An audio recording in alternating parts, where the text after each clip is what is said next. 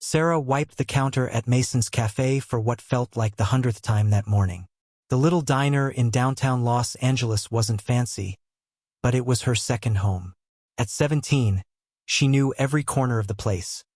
The cracked seats, the squeaky floorboards, even the exact time Mr. Thompson would show up for his coffee and eggs. Same old day, she muttered to herself, fixing her name tag. At 9:45 a.m., the bell above the door rang. Sarah looked up, expecting another regular. Instead, her heart stopped. A boy about 12 years old stood there, soaked from the rain, wrapped in a dirty blanket.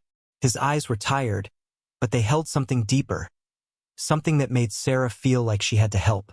Without thinking, she grabbed a burger from the kitchen and walked over. "Here," she said, holding it out. "You need this more than I do." The boy stared at her, unsure. Then he took the burger with shaky hands. "Thank you," he whispered, his voice soft but full of meaning. That one moment, a simple act of kindness, was the start of something neither of them could have imagined. The next day, Sarah couldn't stop thinking about the boy. His face stayed in her mind like a shadow she couldn't shake. After school, instead of heading straight home, she found herself walking back to the park where she'd seen him. Sure enough, he was there, huddled under the same blanket, looking even thinner than before. This time, she didn't just bring food. She carried a bag with warm socks, a sweatshirt, and a sandwich. "Hey," she said softly, sitting beside him. "I brought you some stuff." The boy looked up, surprised. "You came back?" "Of course," Sarah replied. "Why wouldn't I?" His name was Jake, she learned. He told her bits and pieces of his story. How his mom had died when he was little, how his dad drank too much and left him on the streets. But even through all the pain, Jake had a dream. "I want to be a doctor someday," he said, his voice quiet but full of hope. "I want to help people like my mom. She deserved better." Sarah felt a lump in her throat. Her own life wasn't perfect. Her parents fought constantly, and she often felt lost. But hearing Jake's story made her realize how lucky she was. From that day on, she visited him every afternoon after school. She brought food, clothes, and books. Sometimes they talked for hours. Other times they just sat quietly watching the world go by. Slowly, Jake started to trust her. He even let her teach him math using an old notebook she found at home. But not everyone understood what Sarah was doing. Her best friend, Emily, noticed the bags of supplies Sarah kept sneaking out of the house. "What are you doing, Sarah?" Emily asked one day. "You don't know anything about this kid. What if he's trouble?" "He's not trouble," Sarah shot back. "He's just alone, like me in a way." Emily shook her head. "Be careful. You're risking a lot for someone you barely know." Sarah didn't listen. Something inside her told her this was right. Every time she saw Jake smile or heard him talk about his dream of becoming a doctor, she felt like she was making a difference. Not just for him, but for herself too. Little did she know, these small acts of kindness would grow into something far bigger than either of them could have imagined. Winter hit Los Angeles hard that year. The nights grew colder, and Jake's thin blanket wasn't enough to keep him warm anymore. Sarah couldn't stop thinking about him shivering outside while she slept in her cozy bed at home. One evening, after another fight between her parents, Sarah made a bold decision.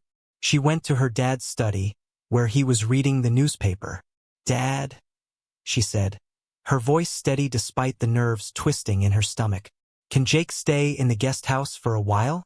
Just until it gets warmer?" Her dad looked up, surprised. "Who's Jake?" "He's someone I've been helping.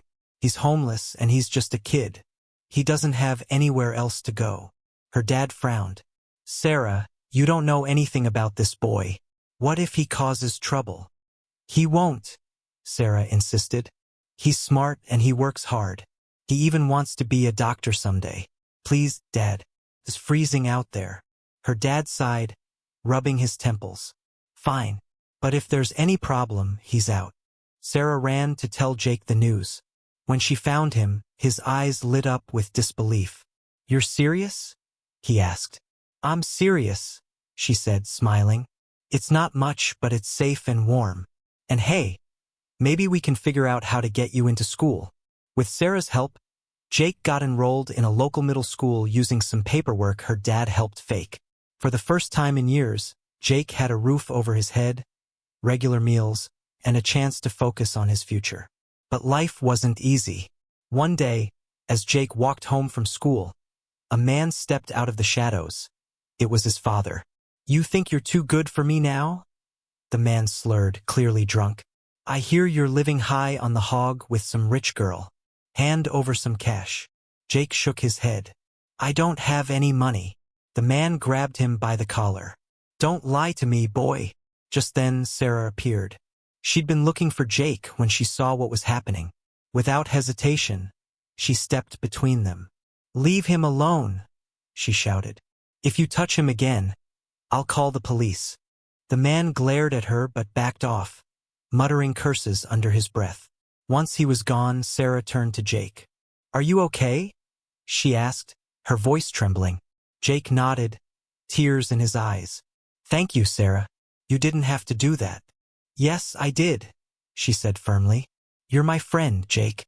Friends protect each other." That moment changed everything. Jake realized how far Sarah was willing to go for him, and Sarah discovered a strength inside herself she never knew existed.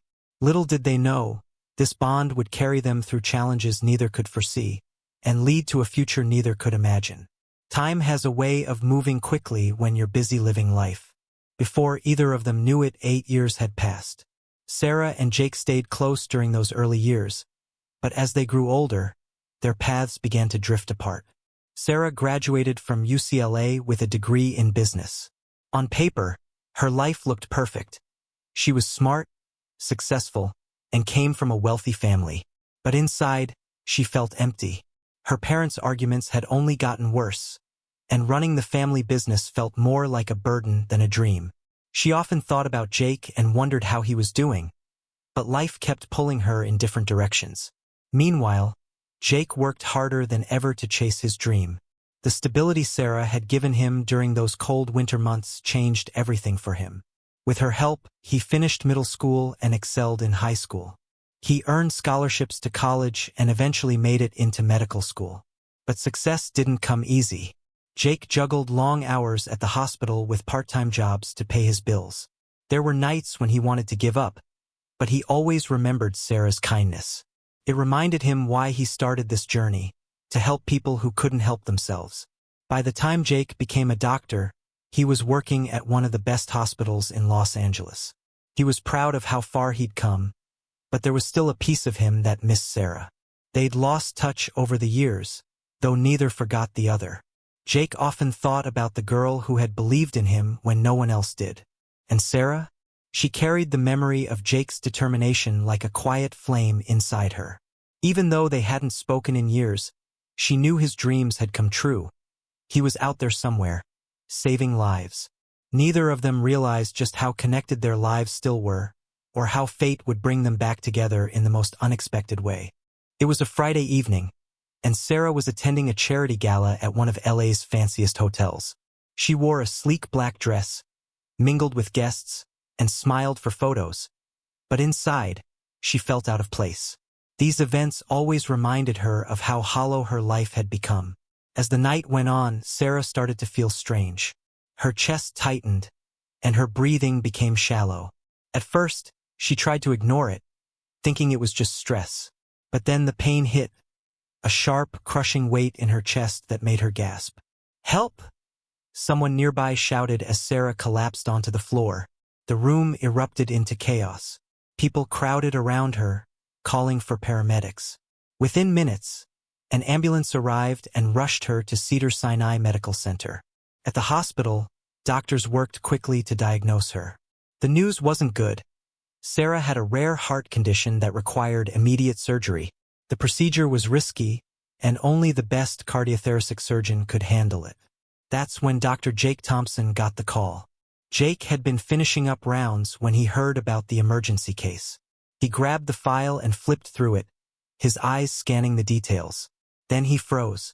The patient's name was Sarah Miller. For a moment, Jake couldn't breathe. Memories flooded back. The rainy day they met, the food she brought him, the sacrifices she made for him. She was the reason he was standing here today, wearing a white coat and saving lives. But there was no time to dwell on the past. Sarah's life depended on him. When Jake entered the operating room, he pushed his emotions aside and focused. This wasn't just another surgery, it was personal. He owed Sarah everything, and now he had the chance to repay her. The operation lasted hours. Outside the OR, Sarah's family paced anxiously, praying for good news. Inside, Jake worked tirelessly, his hands steady despite the weight of the moment. Flashbacks played in his mind as he operated. Their conversations under the stars, the warmth of her kindness, the way she stood up to his father all those years ago. He remembered telling her he wanted to be a doctor so he could help people like his mom. Now, he was helping the person who had saved him. Finally, after what felt like an eternity, the surgery was complete. Jake stepped out of the OR, pulling off his mask. "She's going to be okay," he said, his voice filled with relief. Sarah's family burst into tears of gratitude. But Jake didn't stay to celebrate. He needed a moment alone to process everything. Later that night, when Sarah woke up groggy and disoriented, the first face she saw was Jake's. "Jake?" she whispered, her voice weak but full of disbelief. "Is that really you?" "It's me," he said, smiling softly. "I guess you could say I've been waiting a long time to return the favor." Tears filled Sarah's eyes as the pieces fell into place. All those years ago, she had no idea that feeding a hungry boy would lead to this moment, the moment he saved her life. In the days that followed, Sarah recovered slowly but surely. Every time Jake visited her room, they talked for hours, catching up on the years they'd missed and reminiscing about their shared past. "You saved my life," Sarah said one afternoon, her voice soft but full of emotion. "I don't even know how to thank you." Jake shook his head, a small smile playing on his lips. "You already did, Sarah. You saved my life first. If it weren't for you, I wouldn't be here today. I wouldn't have become a doctor. You gave me hope when I had none." Sarah looked at him, tears welling up in her eyes. "I didn't do anything special. I just saw someone who needed help. That's what makes it special," Jake replied. "Not everyone would have done what you did. You didn't have to care about some kid on the street, but you did. And because of that, I got a second chance at life. Now I'm giving you yours back." The two of them sat in silence for a moment, letting the weight of his words sink in. It was true, life had come full circle. Sarah's random acts of kindness had created a ripple effect that neither of them could have predicted. As Sarah healed, she began to see her life differently. For so long, she'd felt trapped by her family's expectations and the emptiness of wealth. But now, she realized that helping others gave her purpose. She decided to use her resources to start a foundation aimed at supporting homeless youth, providing them with shelter, education, and mentorship. Jake was thrilled when she told him about her plans. "That's amazing, Sarah. You're going to change so many lives." "I learned from the best," she said, smiling at him. Their bond grew stronger than ever. Though their lives were busy, they stayed connected, always reminding each other of the power of kindness. Years later, when Jake received an award for his work as a surgeon, he dedicated it to Sarah during his speech. "This honor isn't just mine," he said, looking out at the crowd. "It belongs to a woman named Sarah Miller, who taught me that one act of kindness can change the world. She believed in me when no one else did. And because of her, I get to wake up every day and do what I love, saving lives." The audience erupted into applause, but Sarah, sitting in the front row, simply smiled through her tears. She knew Jake was right. Kindness wasn't just an action. It was a ripple that kept spreading, touching lives in ways no one could predict. As the years went by, Sarah and Jake remained close friends, bound together by their shared history and the lessons they'd learned along the way. Their story became a testament to the idea that good actions lead to positive outcomes. Not always immediately, but eventually. Sometimes people ask Sarah why she helped Jake all those years ago. Her answer was always simple: because he needed help. That's all. And sometimes people ask Jake how he managed to overcome such a difficult childhood. His answer was just as straightforward: Because someone believed in me. Their journey reminded everyone who heard it that life is interconnected. The smallest gestures, a sandwich on a rainy day, a warm blanket on a cold night, can create ripples that stretch far beyond what we imagine. So, the next time you find yourself wondering if your actions matter, remember this. Sometimes, we think our actions go unnoticed, but the universe always remembers. Be kind. You never know whose life you might save, including your own. And finally, let's end with one last question. What will you do today to make someone else's tomorrow better?